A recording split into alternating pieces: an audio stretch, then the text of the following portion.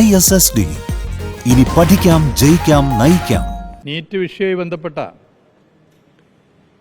വിദ്യാർത്ഥി പ്രക്ഷോഭം വലിയ നിലയിലേക്കുള്ള ജനപിന്തുണയോടുകൂടി നമ്മുടെ രാജ്യത്ത് മുന്നോട്ട് പോയിക്കൊണ്ടിരിക്കുകയാണ്.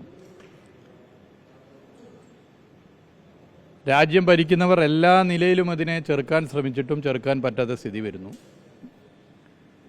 പല സോഷ്യൽ മീഡിയ പ്ലാറ്റ്ഫോമുകളും ബാൻ ചെയ്യുകയും കട്ട് ചെയ്യുകയും ചെയ്യുന്ന സ്ഥിതി ഉണ്ടാകുന്നു. എന്നിട്ടും വലിയ നിലയിലേക്കുള്ള പിന്തുണയാണ്, ജനകീയ പിന്തുണയാണ് ലോകത്തിൻ്റെ വിവിധ ഭാഗങ്ങളിൽ നിന്നും ഈ പ്രക്ഷോഭത്തിന് വരുന്നത്. ലോകത്തിൻ്റെ വിവിധ ഭാഗങ്ങളിൽ ജീവിക്കുന്ന ഇന്ത്യക്കാർ ശക്തമായി ഈ പ്രക്ഷോഭത്തോടൊപ്പം നിലകൊള്ളുന്നു. ഇന്ത്യയിലെ വിവിധ സംസ്ഥാനങ്ങളിൽ ഇതിൻ്റെ ഭാഗമായി അത്യുജ്വല പ്രക്ഷോഭം ഉയർന്നു വരികയാണ്. കേരളത്തിലും വലിയ നിലയിലേക്കുള്ള പ്രക്ഷോഭം ഉയർന്നു വന്നുകൊണ്ടിരിക്കുന്നു.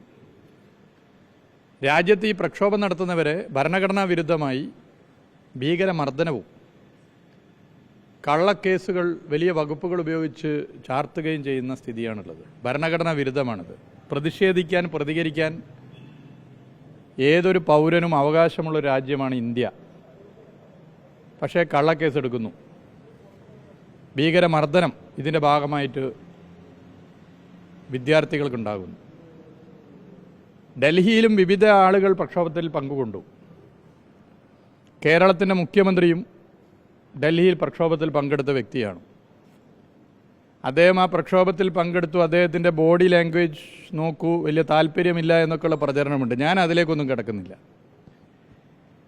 അദ്ദേഹം ആ പ്രക്ഷോഭത്തിൽ എന്തുകൊണ്ട് സംസാരിച്ചില്ല, ഈ വിഷയത്തിൽ അദ്ദേഹം ശക്തമായ നിലപാട് എന്തുകൊണ്ട് സ്വീകരിച്ചില്ല എന്ന ചോദ്യവും വലിയ നിലയിൽ ഉയർന്നിട്ടുണ്ട്.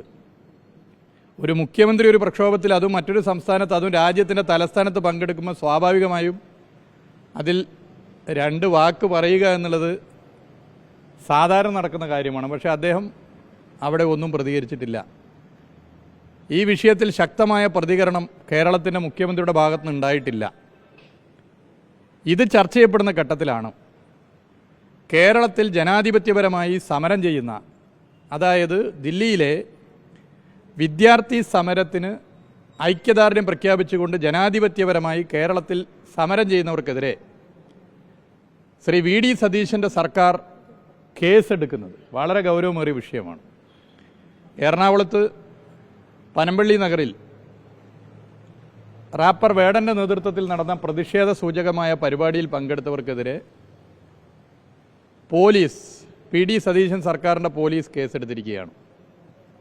കേരളത്തിൻ്റെ പല ഭാഗത്തും നടന്നിട്ടുള്ള ദില്ലി സമരത്തിന് ഐക്യദാർഢ്യം പ്രഖ്യാപിച്ചിട്ടുള്ള പ്രക്ഷോഭങ്ങൾക്കെതിരെ പോലീസ് കേസെടുക്കാൻ വേണ്ടി പോകുന്നുവെന്നുള്ള ഞെട്ടിക്കുന്ന വിവരമാണ് ഇപ്പോൾ പുറത്തു വന്നുകൊണ്ടിരിക്കുന്നത്.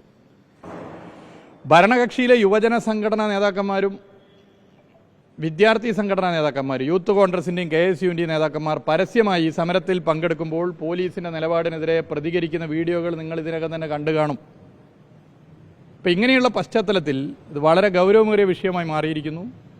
എറണാകുളത്ത് ഉൾപ്പെടെ കേരളത്തിൻ്റെ വിവിധ ഭാഗങ്ങളിൽ ദില്ലി സമരത്തിന് ഐക്യദാർഢ്യം പ്രഖ്യാപിച്ച് നടത്തിയ പ്രക്ഷോഭങ്ങളുടെ ഭാഗമായി സതീശൻ സർക്കാർ എടുത്തിട്ടുള്ള കേസ് പിൻവലിക്കണം എന്ന് ഗൗരവമായി ആവശ്യപ്പെടുകയാണ്. ഇവിടെ നമ്മൾ മനസ്സിലാക്കേണ്ട പ്രശ്നം, കേരളത്തിൻ്റെ മുഖ്യമന്ത്രി നേരത്തെ തന്നെ ഈ ഗവൺമെൻറ് വന്ന് ചുരുങ്ങിയ സമയത്തിനുള്ളിൽ നരേന്ദ്രമോദി സർക്കാർ ആഗ്രഹിക്കുന്നത് പോലുള്ള നിലപാടുകൾ സ്വീകരിക്കുന്നു. കേരളത്തിൽ BJPയുടെ നേതൃത്വത്തിലാണ് ഒരു സർക്കാർ അധികാരത്തിൽ വന്ന് ഭരണം നടത്തുന്നതെങ്കിൽ എന്തൊക്കെ നടപടികളാണോ സ്വീകരിക്കുക, അതിന് സമാനമായ നടപടികൾ സ്വീകരിച്ചു വരുന്നു എന്നുള്ളത് നമ്മൾ ഒരു സീരീസ് ഓഫ് ഇഷ്യൂസ് വെച്ച് ചർച്ച ചെയ്തതാണ്. ഞാനതൊന്നും ആവർത്തിക്കുന്നില്ല. അങ്ങനെയുള്ള ഘട്ടത്തിലാണ് ദില്ലിയിൽ ഖാർഗെയുടെ ജന്മദിനത്തിൻ്റെ കേക്ക് മുറിച്ച് പെട്ടെന്ന് അവിടുന്ന് തീരുമാനിച്ച സമരത്തിൽ പങ്കെടുക്കുമ്പോൾ കേരളത്തിൻ്റെ മുഖ്യമന്ത്രിയുടെ ബോഡി ലാംഗ്വേജ് ചർച്ച ചെയ്യപ്പെടുന്നു. ഞാൻ അതിൻ്റെ വശത്തിലേക്ക് കടക്കുന്നില്ല. ഒരു വ്യക്തി ഒരു സമരത്തിൽ പങ്കെടുക്കുമ്പോൾ അതിൻ്റെ മുഖഭാവം അയ്യോ അറിയാതെ വിട്ടുപോയതാണ് എന്നൊക്കെ ഉള്ളതാണെന്നുള്ള ചർച്ചകൾക്ക് പിന്തുണ നൽകാനോ അതിൽ പങ്കെടുക്കാനോ ഞാൻ തയ്യാറാകുന്നില്ല. പക്ഷേ ആ സമരത്തിൽ എന്തുകൊണ്ട് കേരളത്തിൻ്റെ മുഖ്യമന്ത്രി സംസാരിച്ചില്ല? BJP ഇതര സർക്കാരുകളിലെ അപൂർവം മുഖ്യമന്ത്രിമാരിൽ ഒരാളാണല്ലോ കേരളത്തിൻ്റെ മുഖ്യമന്ത്രി. എന്തുകൊണ്ട് കേരളത്തിൻ്റെ മുഖ്യമന്ത്രി ശക്തമായി ദില്ലിയിൽ വെച്ച് ഈ സമരത്തെ പിന്തുണച്ച് സംസാരിച്ചില്ല? ഇതും കേരളത്തിൽ ദില്ലി സമരത്തിന് ഐക്യദാർഢ്യം പ്രഖ്യാപിച്ച് നടത്തുന്ന സമരങ്ങൾക്കെതിരെ കേസെടുക്കുന്നത് കൂട്ടി വായിക്കണം. അപ്പോൾ വളരെ ഗൗരവത്തിൽ ഈ വിഷയത്തെ കണ്ടുകൊണ്ട് കേരളത്തിൻ്റെ മുഖ്യമന്ത്രിയുടെ ഇരട്ടത്താപ്പ് ഈ വിഷയത്തിലും കാണാൻ സാധിക്കുന്നു എന്നുള്ളതാണ് കേസെടുത്തതുമായി ബന്ധപ്പെട്ട് കാണേണ്ടത്. ഈ കേസ് ഉടനെ തന്നെ പിൻവലിക്കണം.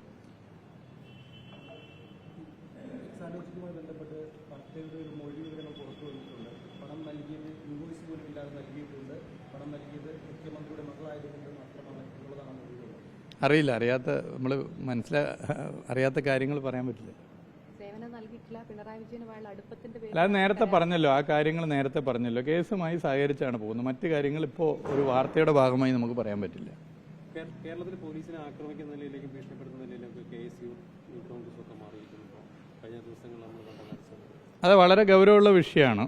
നമ്മൾ ഗൗരവമായി തന്നെ പരിശോധിക്കേണ്ടതുണ്ട്. അതായത് ജനാധിപത്യ സമരങ്ങളെ പോലീസ് കൈകാര്യം ചെയ്യുന്ന രീതി വലിയ നിലയിലേക്ക് പ്രതിഷേധത്തിന് കാരണമായി മാറുന്നു, തുടക്കത്തിൽ തന്നെ മാറുന്നു. അതിൻ്റെ ഉദാഹരണം ഞാനിവിടെ പറഞ്ഞ കേസെടുത്ത വിഷയവും. മുഖ്യമന്ത്രിക്കാണെങ്കിൽ ഇതിലൊക്കെ തന്നെ ശ്രദ്ധ ചെലുത്താൻ താല്പര്യപ്പെടാത്ത നിലയാണുള്ളത്. അദ്ദേഹം ഓരോ ബുധനാഴ്ചയും നടത്തുന്ന പത്രസമ്മേളനങ്ങൾ നുണബോംബുകളായി മാറുകയാണ്. കേരളത്തിൽ രാഷ്ട്രീയ നുണകൾ നിർമ്മിക്കുന്ന ഒരു ഫാക്ടറിയായി കേരളത്തിൻ്റെ മുഖ്യമന്ത്രിയുടെ മനസ്സ് മാറിക്കഴിഞ്ഞു. ഓരോ അടിസ്ഥാനരഹിതമായ കാര്യങ്ങളാണ് മുഖ്യമന്ത്രി, അസംബന്ധങ്ങളാണ് മുഖ്യമന്ത്രി, പച്ച നുണകളാണ് മുഖ്യമന്ത്രി പത്രസമ്മേളനത്തിൽ പറഞ്ഞുകൊണ്ടിരിക്കുന്നത്. ഇന്ത്യയുടെ ചരിത്രത്തിൽ ആദ്യമായിട്ടാണ് ഒരു ഭരണാധികാരി പത്രസമ്മേളനം നടത്തി പറയുന്ന കാര്യങ്ങൾ ശരിയാണോ തെറ്റാണോ സത്യമാണോ നുണയാണോ എന്ന് പരിശോധിക്കാൻ ഫാക്ട് ചെക്കുകൾ സോഷ്യൽ മീഡിയയിലും ചാനലുകളിലും വരുന്നത്. അപ്പോൾ രാഷ്ട്രീയ നുണകൾ ഉൽപ്പാദിപ്പിക്കുന്ന ഒരു ഫാക്ടറിയായി കേരളത്തിൻ്റെ മുഖ്യമന്ത്രിയുടെ മനസ്സ് മാറി എന്ന് 2 മാസത്തിനകം തന്നെ സമൂഹം വിലയിരുത്തി കഴിഞ്ഞു. കാസർഗോഡ് പല മണ്ഡലങ്ങളിലും ഇത്തരത്തിൽ വോട്ടിംഗ് മെഷീനിൽ കൃത്രിമം കാണിക്കാൻ വേണ്ടി വലിയൊരു പണം ആവശ്യപ്പെട്ടു, പലരും കൊടുത്തു എന്നൊക്കെയാണ് കോൺഗ്രസിൽ നിന്ന് വരുന്ന വിവരം. അതുമായി ബന്ധപ്പെട്ട് സംസ്ഥാന വ്യാപകമായ അക്രമണ ശ്രമം ഉണ്ടായിരുന്നു. അത് നിയമവും ബേപ്പൂരും ഉണ്ടായിട്ടുണ്ട് എന്നും ഷാനവാസ് പതിൽ അടക്കമുള്ളവരോട് ഈ സംഘം പറഞ്ഞിട്ടുണ്ട്. അല്ല, അറിയില്ല. എൻ്റെ മറ്റു വശങ്ങളെ എനിക്ക് അറിയില്ല.